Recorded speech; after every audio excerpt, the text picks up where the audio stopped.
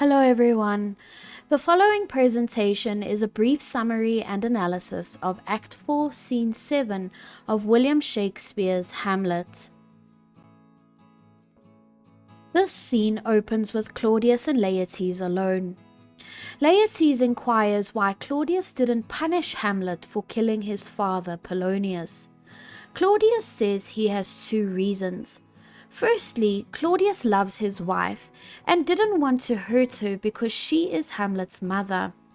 Claudius's second reason is that Hamlet is loved by the general population of Denmark.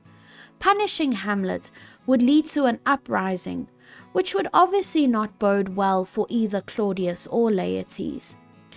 Claudius is always calculating and manipulative of events and how people perceive events. A common, more informal term would be to say that Claudius is a master at gaslighting those around him. A messenger enters with a letter from Hamlet. In his letter, Hamlet discloses that he has returned to Denmark and that he requests a meeting with Claudius the following day. Claudius is shocked and completely taken aback at Hamlet's return. Because remember, Claudius planned for Hamlet to be executed by the King of England, and clearly this plan did not go as Claudius expected.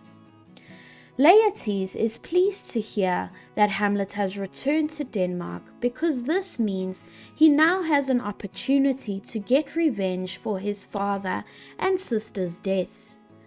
Claudius devises another scheme. Claudius explains to Laertes that Laertes' sword-fighting skills have roused Hamlet's envy, and that he believes because of this they could tempt Hamlet into a duel with Laertes. Claudius asks Laertes how far he would go to seek revenge on Hamlet. Laertes responds by saying that he would go as far as cutting Hamlet's throat in a church. Claudius simply uses flattery about Laertes' sword skills to convince him to join his scheme.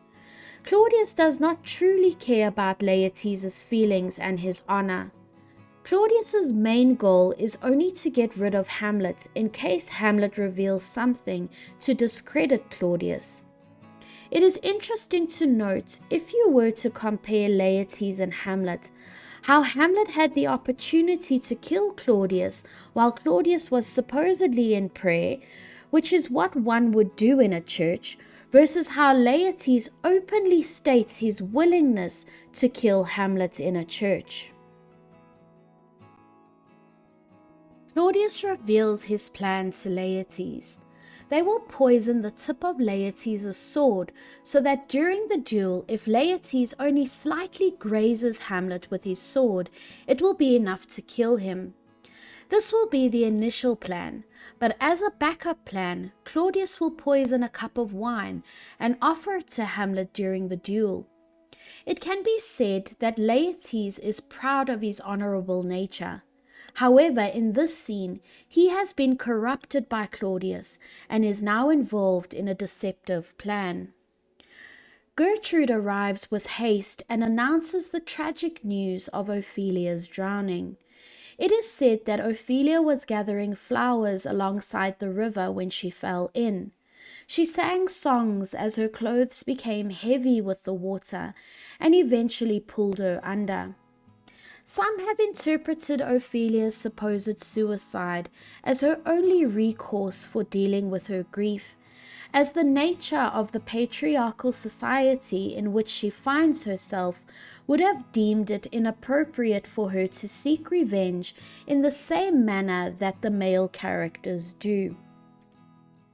Laertes begins to weep in absolute grief, and he exits the stage.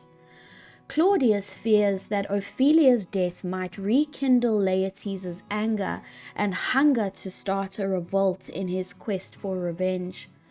Gertrude and Claudius follow Laertes to calm him down.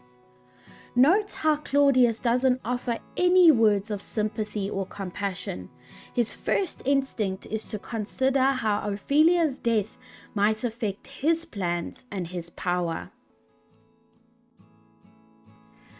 Thank you for watching this presentation on Act 4, Scene 7 of Hamlet. Please keep an eye out for content on the last two scenes of the play.